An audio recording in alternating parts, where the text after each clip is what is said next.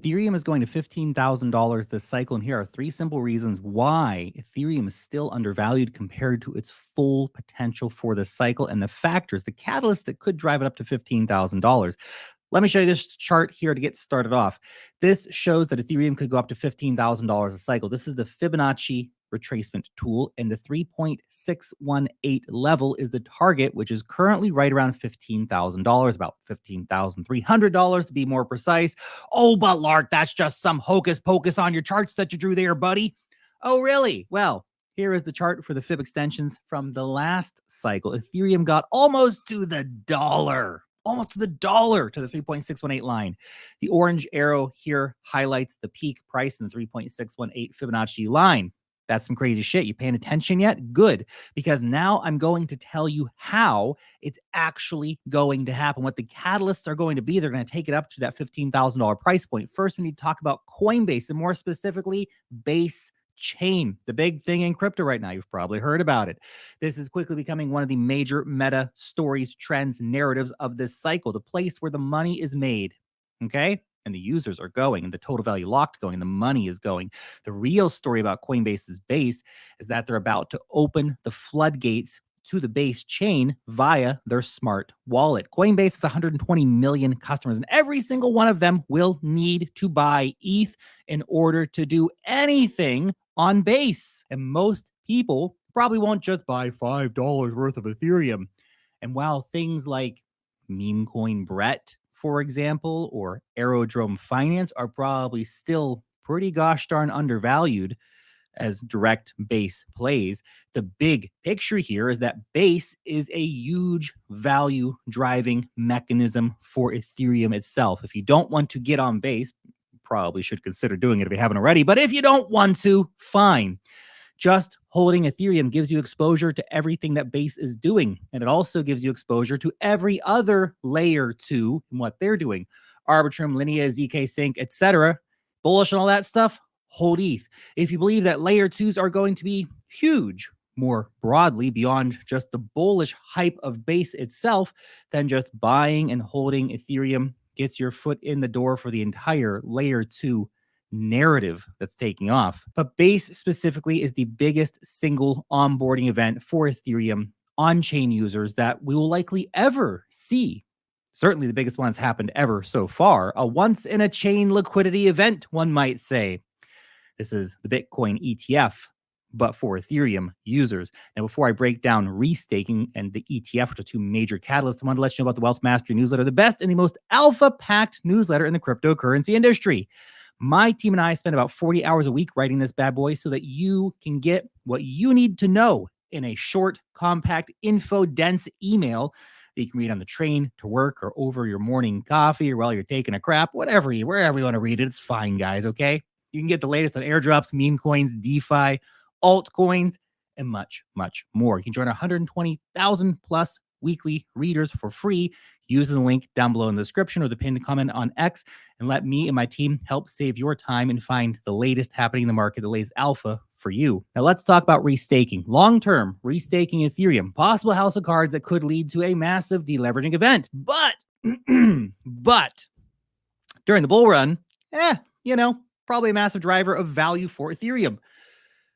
The Eigenlayer mainnet, which is the main restaking protocol, has just launched, which brings us one step closer to the Eigen mega drop. It's going to be so big, isn't it? A lot of people are going to make too much money off that. It's going to be wild. The wealth is generated by this thing. You can even add in the layer 2 airdrops coming in for Linea and ZK Sync in terms of wealth creation on chain for Ethereum. But the E3 staking world will create wild sums of money from these particular airdrops and from the big yields that are being created in the Ethereum ecosystem right now. A lot of that money flows back to Ethereum as long-term bags are added to. Some may even round trip from airdrops back into staking and then into the restaking protocols, Kelp, EtherFi, Puffer Finance, ClayStack, stuff like that. This is the wealth effect for Ethereum in play, which creates more overall economic activity, which will bleed down to Ethereum blue chip DeFi, Ethereum blue chip NFTs, plus the bonus of all this economic activity on chain for Ethereum. Main chain Ethereum is where all this stuff's happening, by the way. Main chain ETH,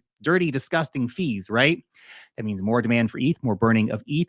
more ETH locked in the staking contract, more ETH leaving exchanges, all bullish catalysts. And yeah, the fees are going to get even more disgusting. You think you've seen disgusting Ethereum fees yet? You ain't seen nothing. It's going to get puke worthy out here. But everyone on Ethereum, they're already rich. They probably don't really care that much if they're making giant returns from all this stuff they're doing. The restaking boom is one of the biggest economic events on Ethereum in years. I'm not just not fading this narrative. I'm actively participating in this one on the way up with all those restaking protocols that I just mentioned.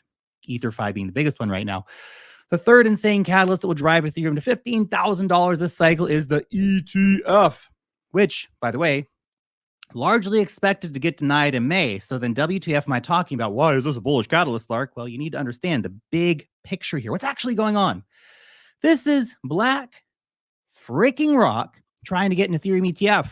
And while the May 23rd date has been widely reported to be denied, expected to be denied, it's only VanEck's application. BlackRock's final deadline is August 7th. BlackRock has got over 500 ETFs in its history and has only ever had one denied. Just one. So the chances that we get an ETH ETF in August, probably pretty decent. Will Gary Gensler dare to deny BlackRock? Does he ever want to have a job again in Washington when his revolving door at the SEC ends? No, probably not. Anyway, we shall see. And if it fails, of course, if even BlackRock gets denied on August 7th, then everyone's going to sue them. JP Morgan has stated that they believe an ETH ETF will come eventually and that there will be a legal battle that the SEC will lose. This is JP Morgan saying this. The SEC will lose that battle because there's already so much case precedent, i.e. from the Ripple case and the Grayscale's case. So the SEC has no legs to stand on, and the SEC will once again lose terribly in court, be forced to approve an ETF for Ethereum. The ETF for Ethereum is not a matter of if it's going to happen, but when it's going to happen, which makes the SEC bullshit even dumber. What a waste of everyone's time and energy, because they must know they're going to be forced to approve it. So why fight at all? Why screw everybody over? Anyway, when it comes, it will be a wildly important event for Ethereum. It'll be a major liquidity injection that Ethereum has ever seen before, on par with like the Bitcoin ETFs. Keep in mind that Ethereum has a third the market cap of Bitcoin. Can it get 1/3 the amount of inflows?